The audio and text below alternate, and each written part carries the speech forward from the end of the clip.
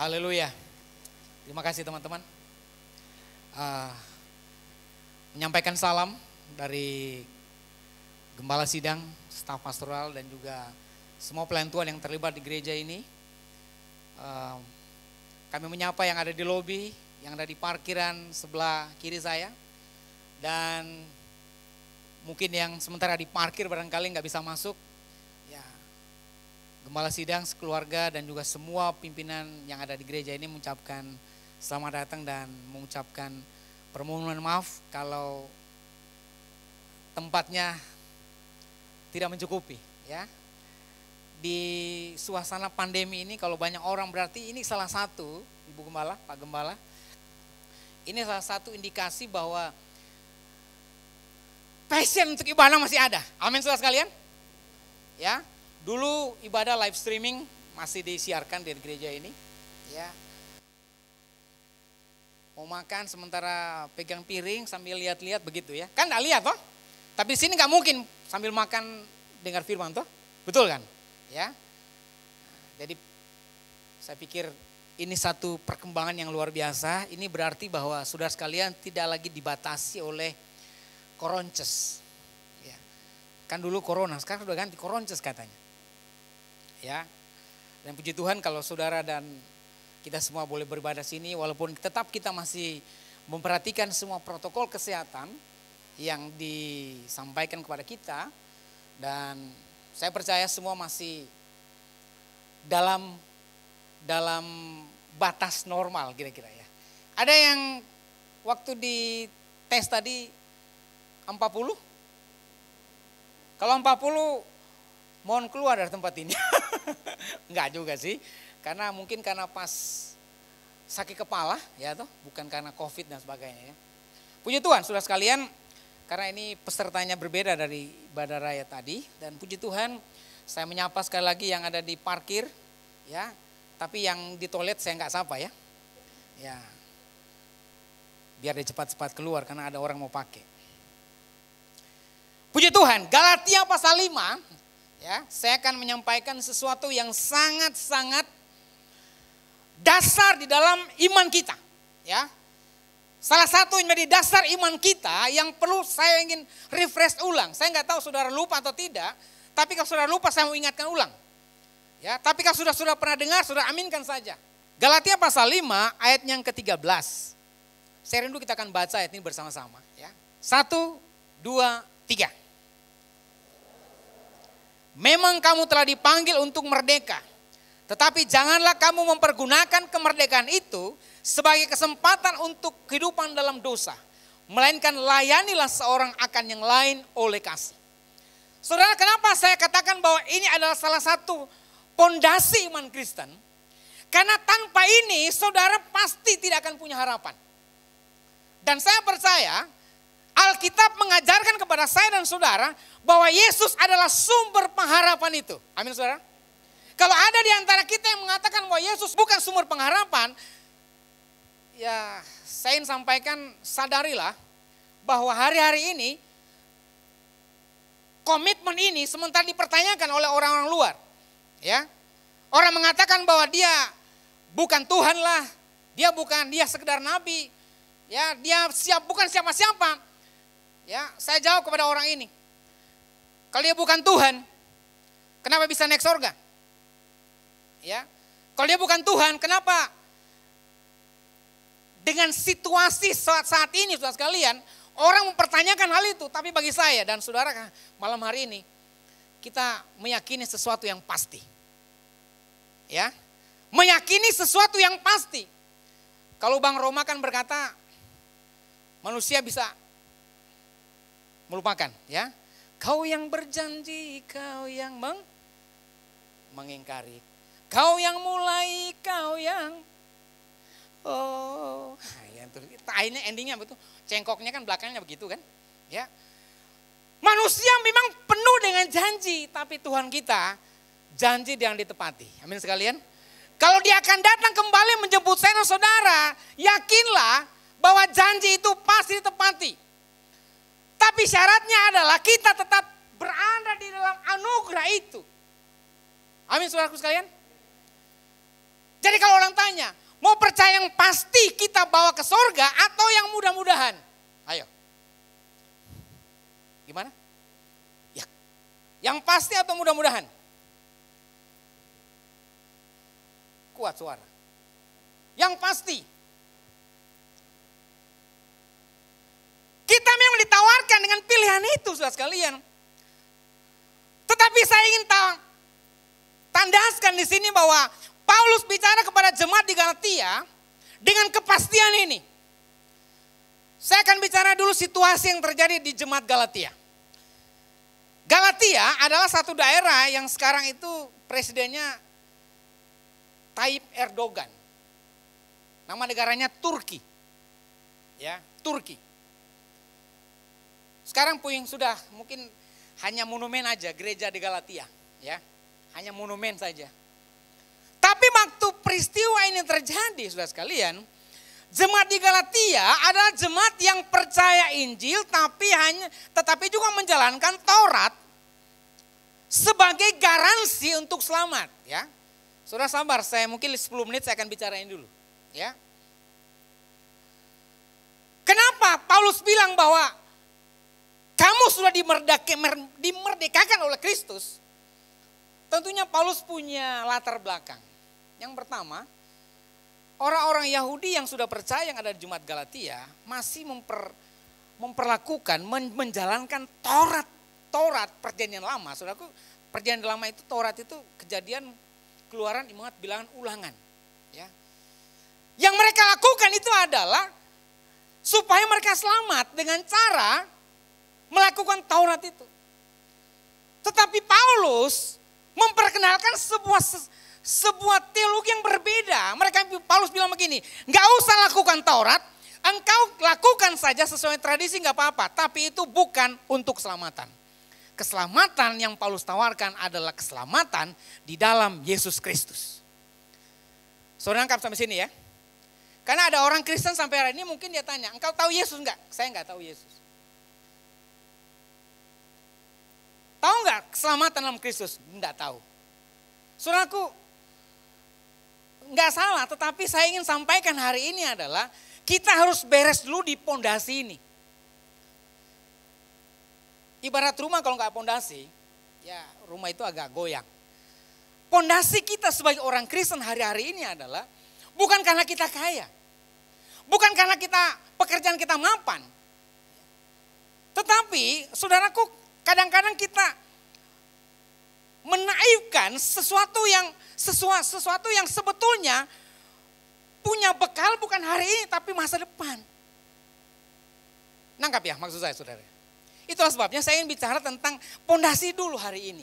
Ya, bukan berarti saudara saudara, oh saya so tahu kok ini khotbah ini, bukan. Tapi saya ingin merefresh ulang. Kenapa? Karena ini kadang-kadang permasalahan di dalam kekristenan, kita hilang pengharapan karena kita tidak punya pondasi yang kuat. Ya. Jadi seperti saya katakan tadi, mau cari yang pasti, cuma satu. Cuma Yesus yang pasti. Amin. Coba tirukan dengan saya. Cuma Yesus yang pasti. 1, 2, 3. Yang lain kos. Ya. Cuma Yesus yang pasti, itu yang saya yakini. Nah, Paulus bilang kepada jemaat Galatia, dia mau kehilangan nyawa sekalipun harus mati demi yang dia bilang Yesus Kristus, demi Injil. Paulus bilang, nyawaku juga nggak apa-apa diambil, asalkan aku sudah memiliki Kristus. Saya pelajari teori terorisme saudara sekalian.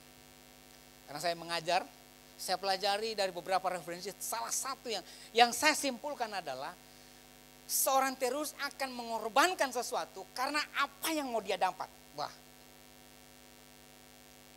saya baca, saya bandingkan dengan hidup sederhana, hidup kita sebagai orang Kristen. Ya. Ternyata kita masih jauh saudara sekalian. Ada masalah sedikit, wah tinggalkan Tuhan. Ya. Pak Gembala, Bu Gembala, kenapa saya nggak pernah dikasih WL seperti sahabat saya Pak Abe tadi ini, sama sahabat saya Yang BFM itu tiap pagi itu. Musik kece itu. Ya. Mana dia? Oh, dari situ. Ya. Dengar BFM tuh ini. Nyanda. Besok pagi dengar mulai jam 7 sampai jam 9 ketemu ini WL yang pertama tadi.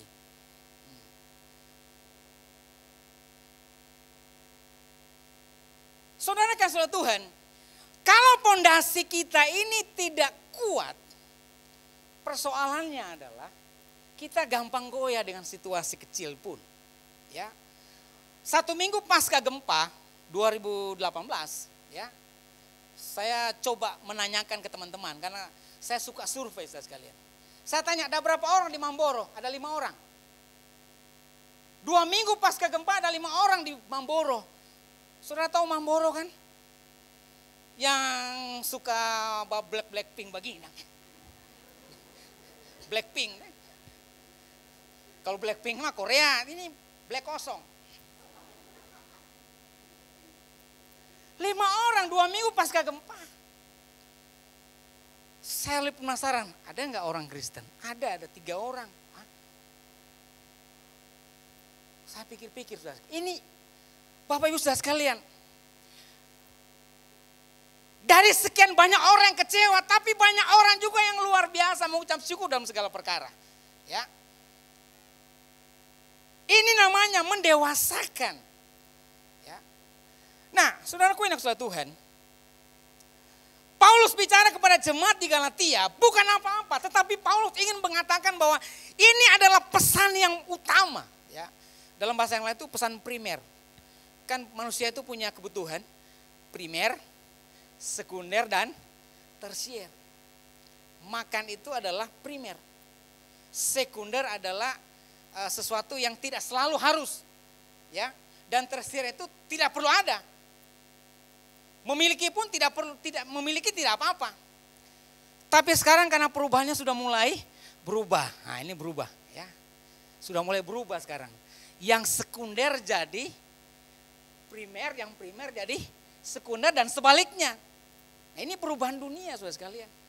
Orang mengatakan ikut Yesus saja, ya nggak apa-apa, ikut Yesus nggak apa-apa. Nggak ikut Yesus juga nggak apa-apa. Kadang-kadang orang berkata begitu. Kalau saya memeriksa di postingan-postingan di FB dan di grup-grup WA dan segala macam FB, wah luar biasa. Saya tergabung di grup ateis Saudara sekalian. Bukan saya ateis, tapi saya pingin tahu apa cara berpikir mereka. Grup ateis, Saudara tahu grup ateis kan? Ateis itu tidak menyangkal Tuhan, menyangkal eksistensinya Tuhan, dan menolak kekristenan, menolak semua agama. Tapi saya masuk dalam grup itu. Ya, nggak usah komen-komen. Nggak usah komen, pokoknya baca aja. Kadang bisa, kayaknya benar juga ya. Soalnya postingnya begini, apakah Tuhan ada?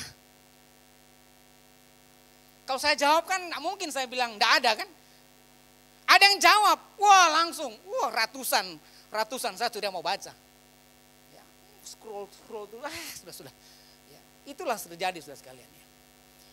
Tetapi sederhananya adalah setiap orang yang diubahkan Tuhan pasti akan mengalami dimensi rohani yang luar biasa. Paulus adalah orang yang mengalami salah satunya. Bahkan Paulus bilang, dulu aku terhilang, sekarang aku ditemukan oleh Kristus. Dulu aku jauh, sekarang aku dekat dengan Tuhan. Dulu aku lakukan itu untuk kebanggaan, tapi ketika saya kenal Kristus, ternyata itu sia-sia belaka. Saudaraku, tahun 2003 atau 2004 saya, kalau tidak salah, saya kepingin sekali ketemu dengan namanya Amrosi, pelaku bom Bali 2. Saya dengan teman saya sudah ada di Semarang untuk minta izin ke Kementerian Hukum. Tidak boleh. Teman saya berkelakar. Brur, kenapa kamu tamu baku dapat yang tuh kapista satu itu lagi?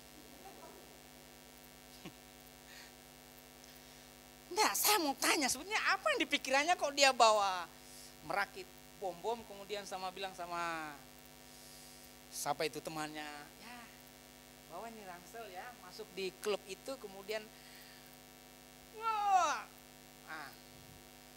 saya mau tanya, tanya, karena saya suka tanya orang kan begitu. Tapi sampai detik ini, sampai dia sudah dieksekusi mati di Nusa Kambangan, belum pernah saya ketemu.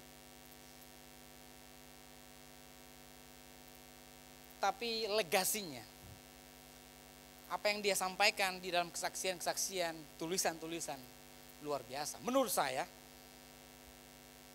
seperti Paulus. Paulus bilang, aku rela kok.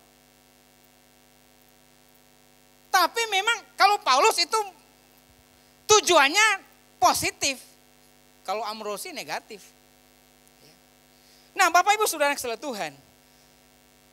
Sekarang kita masuk di dalam ayat 13. Paulus bilang begini, saudara-saudara, ya. Jadi kalau struktur bahasa Indonesia, ayat 1 sampai ayat 12 ini pemaparannya. Ya, orang bicara atau begini. Jadi, nah, kalau bahasa lama, Indonesia lama, tagal itu, ya, ini masih ada nggak yang tahu tagal itu? Ini mungkin zamannya Pak Nyongki mungkin baru tahu ini. Yang muda-muda mungkin so tidak tahu nih istilah ini. Biasa orang tua begini, tagal itu kok ngana. Nah, sama dengan ayat ini, saudara-saudara, itulah sebabnya aku menasihatkan kamu. Kamu telah dimerdekakan oleh Kristus dengan cara yang luar biasa. Di Filipina setiap Paskah, ya, 1 minggu atau 2 minggu menjelang perayaan Paskah, di Filipina itu ada kontes dengan bayaran yang cukup besar, ya, ribuan peso untuk siapa yang mau mensimulasikan dirinya sebagai Yesus yang disalibkan. Benar-benar disalibkan, dipaku. Ternyata banyak orang juga. Banyak yang menjadi relawan. Ada. Tapi dia hanya untuk menyukakan acara itu aja. Bukan seperti Yesus. Saya rasa Alkitab tidak pernah kurang untuk memberi informasi bahwa Yesus telah menjadi anak domba Paskah. Dia mati untuk sekali dan selama-lamanya. Itulah sebabnya Paulus bilang, engkau sudah dimerdekakan oleh Kristus. 1 kali selamanya. Dan itu pun sudah dibayar lunas. Nah, saya mau beritahu kepada saudara. Di dalam perjanjian baru, ada sistem pasar budak. Ya. Jadi Paulus mengumpamakan seperti ini. Budak itu ada 2. Budak yang bisa dibeli dan statusnya berubah. Tapi ada juga budak yang bisa diambil, dipindah tangankan pemilikannya. Ya. Jadi kalau misalkan saya pergi ke pasar budak ini, memilih. Misalkan yang punya ini saya bilang, Pak saya mau beli budak yang sana. Oh iya. Nah, pemilik itu akan menerbitkan surat, ya seperti surat administrasi ya, kayak SK, surat keputusan. Mengingat, menimbang, memutuskan bahwa si A hari ini dan sampai seterusnya tidak lagi berstatus budak. Kenapa? Saya sudah beli. Saya kasih sebelum uang, budaknya saya ambil, kemudian saya mendapatkan ini. Ya. Dan dia akan membuat itu sebagai kalung. Dan dia akan lekatkan di sini dan dia akan berjalan di kota-kota, di desa-desa supaya orang lihat bahwa dia adalah budak dan sekarang sudah bebas. Ya. Jadi Paulus kasih tahu begini, dulu engkau budak seperti itu. Kita menjadi budak dosa, budak Taurat, tetapi Yesus telah mati di kayu salib dan semuanya lunas dibayar, maka engkau sekarang adalah free man. Kau bebas. Tetapi Paulus bilang, bukan karena kebebasan itu engkau pakai untuk kesempatan berbuat dosa lagi. Kenapa? Karena tidak ada lagi korban pengganti. Yesus tidak akan mati di kayu salib untuk kedua kali. Amin saudara sekalian. Itulah sebabnya Paulus bilang, begitu luar biasanya karya keselamatan di dalam Kristus yang diolok-olokkan oleh golongan sebelah sana. Tidak apa-apa, biarin aja. Ya. Mereka bilang, apa itu keselamatan Kristus? Masa Yesus kan tukang bawa foto kan? Mau mati di kayu salib foto. Perjamuan terakhir, ya Petrus, makan dulu, foto dulu. Sebelum kita makan foto dulu. Ada toh? Pernah lihat fotonya? Oh ada. Waktu mau naik ke sorga, saya semua tangka. Ada. Kayak tari balet begini kan. Macam-macam saudara sekalian. Waktu padungku Yesus juga ada, waktu kita padungku. Tapi sekarang social distancing ya. Tapi pernah Yesus social distancing di Taman Getsemani. Pernah tahu ceritanya? Pernah tahu? Belum tahu. Kita belum tahu di mana. Ya. Ketika Yesus berdoa sendiri di Taman Getsemani. Sudah tahu kisah itu kan? Ya, ada orang mengatakan Yesus social distancing. Murid-murid yang dulu mengatakan, guru aku akan membela engkau. Akhirnya juga pergi kabur. Ya. Petrus bilang, guru kalau engkau disalib kepala di atas, beta kepala di bawah. Anak kecil makanya, komiu kan apa toh? Oh bukan, saya nggak kenal. Saudaraku, cerita ini memang dramatis kalau saya dramatisin.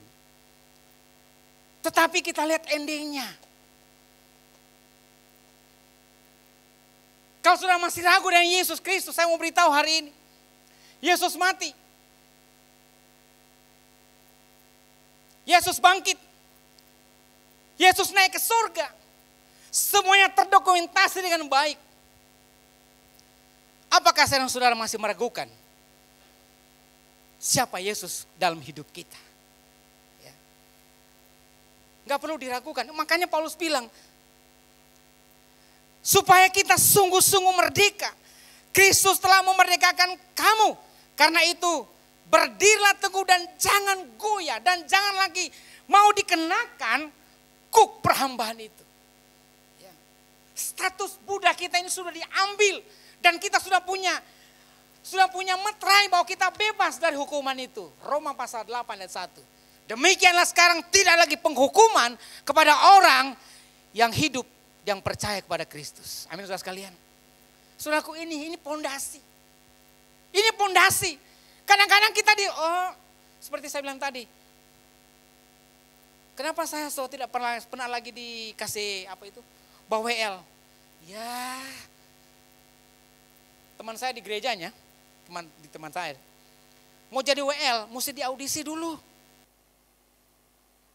KG false. Yang mimpin pujian si ini. Mari kita nyanyi. Biasa kan? Ya, kali ini berapa ini?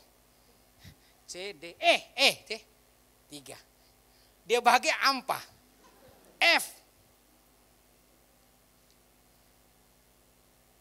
Dia tanya ke saya, Pak, saya tidak mau melayani lagi. Kenapa? Saya pingin WL tapi saya nggak pernah dikasih jadwal. Saya bilang begini, coba kamu nyanyi dulu.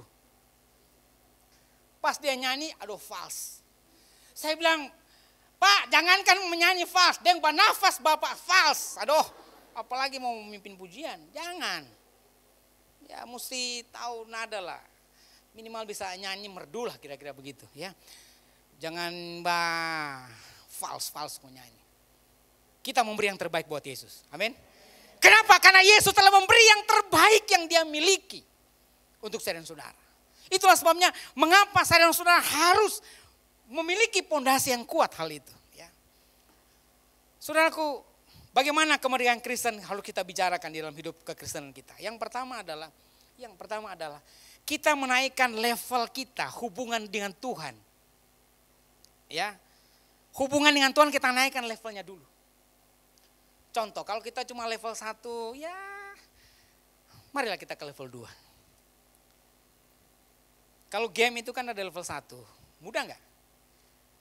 Level 1, apalagi yang Tetris yang turun-turun itu, level 1, sudah. Coba kalau level 3, 4, mata mulai fokus. Ya. demam sekarang apa tuh? Game. Makanya yang kaya itu Telkomsel. Beli pulsa data, beli ini segala macam. Aduh. Saya tanya kepada mahasiswa, karena mudah-mudahan ada mahasiswa saya ini. Ya, saya tanya, 1 bulan pulsa data berapa? Ya 100.000 lebih Pak. Oh iya, persembahan berapa? Persembahan kalau 5 kali ibadah ya 2.000 kali 5. Tuh.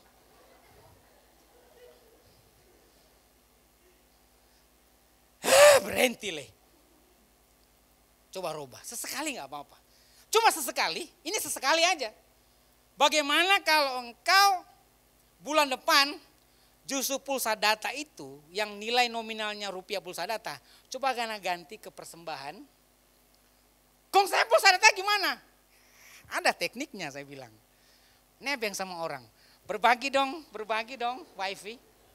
Cuma 1 kali. Dari situ engkau melihat betapa memberinya itu salah satunya apa? Orang tidak tahu memberi kalau dia tidak pernah berkorban. Setuju atau tidak? Ya. Dia tidak tahu makna memberi kalau dia tidak pernah berkorban.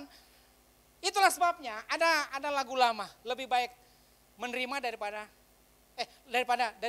apa itu? So lupa saya. Lebih baik memberi daripada menerima. Coba. Bukannya sekedar lagu, tapi coba. Dan saya coba, betul-betul luar biasa. Kalau Anda memberi dalam kelimpahan, no problem. Oh berapa? Oh iya. Coba kalau tidak ada sama sekali disuruh memberi. 1, pucat. Muka enggak bagus. Ya. Imun turun. Ingat, hati-hati, ini zaman masih koroncos ini. Puji Tuhan 2-3 hari yang lalu saya lihat di Metri TV One. 3 provinsi yang tidak melaporkan atau nihil zero laporan harian kasus COVID-19. Itu tanggal 26. Tanggal 27 masih nihil. 28, 29 dan hari ini juga belum. Mudah-mudahan sampai Tuhan Yesus datang tidak ada lagi. Amin. Amin. Itu supaya kerjaan lancar, ya toh. Tapi mahasiswa di tempat saya tanya, Pak kalau begitu koroncos terus kenapa? Cuma bedanya kok cuma pulsa data yang habis. Jadi senangnya apa? Senangnya enggak kuliah. Oh betul juga ya. Iya ngoning enggak apa-apa, tapi dosen ini bayar dan ngoni SPP ngoni enggak bayar ya dosen juga enggak bayar. Jadi bagaimana Pak? Ya mendewasakan diri. Orang yang merdeka dalam Kristus adalah mencoba memerdekakan diri, membuat suasana itu dewasa dalam segala situasi. Ya. Dalam segala situasi. Kalau mau bilang kita komplain, jangankan saudara, pendeta pun bisa komplain. Karena kan pendeta juga manusia kan. Ada kan lagu mengatakan, pendeta juga manusia. Begini Pak Pendeta Yongki, Ibu Pendeta Fani. Jeffrey juga manusia. Namanya saya Jeffrey. Punya rasa, punya hati. Supaya agak sedikit rocker gitu ya. Kalau punya hati kan itu apa? Pampers. Kita juga manusia Bapak Ibu Saudara sekalian. Tetapi bukan berarti kita kebal dengan hal-hal itu. Masalah yang terjadi, gempa kemudian pandemi corona ini, luar biasa. Perang di medsos luar biasa. Ya. Ada yang mengatakan, saudara-saudara kita harus meyakini bahwa Mazmur 91 akan menolong kita. Haleluya. Jadi gak usah apa? Gak usah. Pokoknya gak usah ada protokol-protokol segala. Baca Roma 13. Taatilah kepada pemerintah, karena pemerintah adalah wakil Allah. Wah, ada orang mengatakan, orang mesti berbahasa roh supaya imunnya tinggi. Saya bilang, saya sudah berbahasa roh, tapi juga saya tetap sakit kepala. Akhirnya saya berbahasa Poso, berbahasa Mori, berbahasa Bugis, berbahasa ini. Malah sehat, wah sehat, sehat. Ya, ya. Anak saya bilang, Pak, bagaimana kalau orang bikin suasana luar biasa? Bagaimana cara? Ayo Pak, ikut saya TikTok. Wah, TikTok. Ayo Pak, TikTok juga saya ini. Di postingnya begini, ada pendeta buat TikTok dengan anak ini. Setelah itu, sudah pernah. Isin juga saya. Isin apa itu? Apa sih ya? Malu ya, sungkan juga saya ini. Aduh. Bapak Ibu Saudara yang saudara Tuhan. Menaikkan hubungan kita dengan Tuhan. Ya. Yang kedua adalah mendewasakan diri terhadap sikon. Ini orang merdeka ini. Ya. Yang ketiga adalah efek daripada itu. Efek yang pertama tadi, menaikkan hubungan dan juga mendewasakan. Kita memiliki apa yang saya namakan dengan kecerdasan sosial. Kita punya hubungan dengan orang lain itu baik.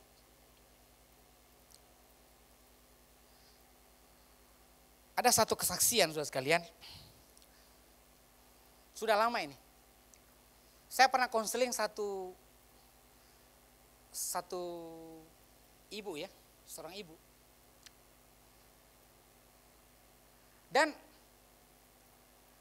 ternyata persoalannya luar biasa menurut saya, ya. Bertahun-tahun dia itu benci sama seseorang, bukan suaminya. Dan dia terbaring di rumah sakit. Dokter berkali-kali diagnosa, ini bu ini tante ini nggak ada saking anak tante. Kok kenapa selalu drop terus? Sebagai seseorang yang pernah belajar teori ini, kemudian saya tanya kepada ibu ini, Bu, kayaknya secara diagnosa dokter ibu nggak ada penyakit apa-apa deh. Nah, itu dia balik tanya lagi, Kong sadang sakit apa Pak Pendeta? Saya bilang ya saya tidak tahu, saya kan bukan peramal Bu. Tapi saya mau coba dulu, siapa tahu ini bisa menyembuhkan ibu. Ya. Terus saya kasih catatan kecil. Ini strategi, ini kan teori psikologi ya. Saya akan ambil pulpen 1, kertas kosong. Saya tanya, tuliskan makanan kesukaan ibu. Dia tulis, bakso. Ya, karena ini bukan ada tulis tengah, tidak ada sini. Di sana, di jauh. Bakso. Kemudian yang kedua, kalau di sini apa ya, semacam gado-gado begitu dong. Ya, gado-gado itu. Kemudian kue yang ada kejunya. Kan saya minta cuma 3, oke. Pokoknya dia tulis semua yang saya minta. Ini terus. Yang terakhir, kalau saya tanya, tuliskan orang yang ibu paling benci di dunia ini. Selain saya bilang begitu. Selain saya. Oh, dia langsung tulis. Dia kasih. Oh, saya baca. Siapa ini, Bu? Ada, no? Saya penasaran juga. Ada, no? Oh ya, ini bagus ya. Ini pintu untuk kita berdialog. Biasanya begitu teori psikologi. Tanya, oh kenapa dan dia itu? Kenapa Bu? Kenapa? Wah, langsung keluar. La, trilili semua keluar semuanya. Bla bla bla bla bla bla bla bla bla. Saya biarkan dia sampai hampir 1 jam dia cerita bla bla bla bla. Wah, ya sekali. Sampai selesai ya. Mari kita berdoa, Bu. Berdoa, nangisnya 1 jam enggak reda-reda. Sampai suster dan dokter bilang, kenapa dia Pak? Oh, lagi sakau saya bilang. Lagi sakau. Enggak apa-apa, Pak dokter, nanti saya layani aja. Kita doakan terus. Dia tidur. Pagi-pagi saya dapat telepon dari anaknya. Mama so pulang. Lantas, ya so pulang. So makan banyak Mama. Oh, Ternyata saudara, kalau kita hidup dalam kepahitan, itu membuat kita nggak akan baik saudara sekalian. Betul? Nggak usah yang luar biasa, yang sederhana saja. Jadi pastikan bahwa kita ini punya kecerdasan sosial dengan orang lain, itu hubungannya baik. Saya tidak mau hidup dalam permusuhan yang luar biasa. Ada istilah, hidupmu bukan diatur oleh orang lain. Bukan kata orang. Ada formulanya kan begini. Hidupku, rasa berhargaku ditentukan oleh apa kata Tuhan, apa kata diri saya, bukan apa kata orang. Setuju? Kalau hidup kita ditentukan oleh apa kata orang, saudara nggak akan damai sejahtera. Misalkan nih, karena sobat diri tadi, coba berdiri. Sini. Sini begini, sini. Wih, tampan sekali ngana komiu. Wih, luar biasa. Paling bilang begini, saudari dulu kok. Ya, sudah, begitu saja. Ya, biar seimbang cewek ini. Ya, sini. Oh, kayak pemain Korea ini kayaknya ini. Ini Si Mingho atau Si Yuhun atau apa ini? Shogun motor Shogun maksudnya. Kalau ketemu di pagi ini cantik sekali ngana Aduh. Sudah begitu Jo. Harus seimbang, sepanggal saja. Waktu sampai di rumah, dia akan lihat di kaca. Minimal akan lihat di kaca. Itu pendeta Jeffrey bilang tadi, cantik saya. Kayaknya benar deh. Imunnya naik. Rasa percaya dirinya naik. Itu teori psikologi itu saudara-saudara. Dia punya percaya dirinya naik. Walaupun tidak bisa dilihat. Ya, itu teori saudara sekalian. Tapi kalau misalnya begini. Sini lagi, ulang lagi. Mana tadi? Iya toh. Kayak apa kan PB saya sekali kan? Bisa sekali lagi anak ini loh. Padahal dia lebih tinggi dari saya. Bisa sekali lagi rambut model begitu. Hei, model setan dong anak ini. Contoh, dia pasti akan kecewa. Betul? Sudah, cukup. Supaya kecewanya nggak terlalu berlama-lama. Ya. Lagi.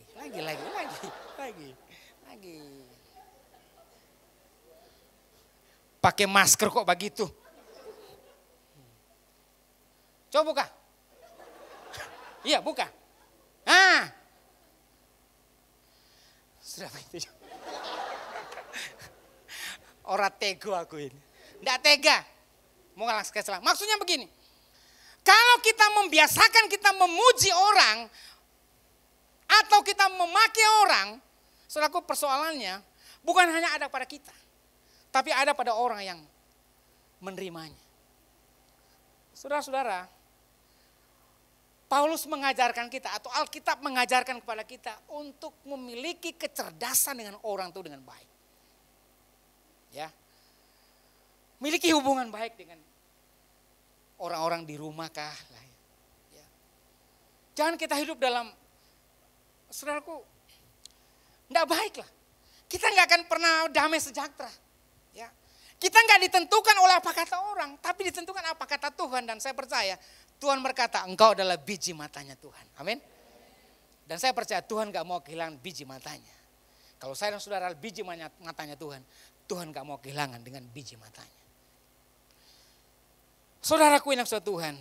Jadi menurut Paulus, kita adalah orang-orang yang merdeka. Ya. Kalau saya dan saudara merasa kita merdeka, yang pertama adalah kita meyakini bahwa Yesus yang berikan kita kemerdekaan. Dengan kata lain bahwa kita tidak akan pernah meninggalkan Yesus. Walaupun ada tawaran-tawaran atau adalah komplain dari orang lain mengatakan bahwa apa yang kau percaya itu tidak bisa dipercaya. Dia hanya sebagai bukan Tuhan segala macam, biarin aja. Emang lu pikirin kan gitu. Tapi bagi saya dan saudara hari ini, malam ini kita deklarasikan bahwa Yesus engkau adalah satu-satunya juru selamat saya. Ya. Engkau yang terakhir, engkau adalah final buat saya. Kalau sudah final saudara sekalian, tidak ada lagi partai tambahan. Kalau sudah final berarti akan satu pemenang saja. Jadi pilih yang pasti atau mudah-mudahan? Pasti. Yes. Paulus bilang, dia adalah pasti. Dia adalah sau yang kokoh. Apapun yang bisa terjadi dalam hidup, saya tidak menaifkan. Sama-sama manusia, kita bisa mengalami hal yang sama mungkin di antara kita. Tetapi pengharapan kita cuma satu, Yesus Kristus yang memberikan kekuatan kepada kita. Seperti pujian tadi itu. Engkau Yesus sahabat memberikan kekuatan kepada kita. Ya. Apa yang tidak pernah dilihat oleh mata dan tidak pernah didengar oleh telinga kita. Dan tidak pernah timbul dari hati manusia. Akan diberikan oleh Tuhan kepada setiap orang yang mengasihinya. Amin. Sepanjang saya dan saudara mengasihi dia. Sepanjang saudara memberikan hidup kepada dia. Terhadap berfokus kepada dia. Saudaraku gak usah khawatir. Ya, gak usah khawatir. Sampai hari ini. Sekalipun banyak pandemi dan segala macam. Memang kita mengikuti protokol kesehatan. Ya. Tapi terus kita mendoakan. Saling mendoakan. Punya hikmat juga. Ya. Bahwa hidup dan saya dan saudara. Mendewasakan hidup kita. Itu juga penting dalam hidup ini. Supaya waktu kita lihat permasalahan, kita bisa bantu orang. Minimal bukan bantu doi, tapi bantu memberikan kekuatan kepada itu sudah cukup. Ya. Memberi penghiburan, memberikan motivasi, itu juga cukup. Jangan mengatakan, itu ku ngana. So bilang ku ngana usah percaya Yesus. Setelah percaya Yesus, nah hidupmu begini toh. Kalau ngana begini-begini, nggak laku-laku tuh, jomblo terus tuh ngana. Biarin aja, di dunia kita jomblo. Tapi di surga kita dapatkan hidup yang kekal. Amin saudara sekalian. Mari kita berdiri bersama-sama.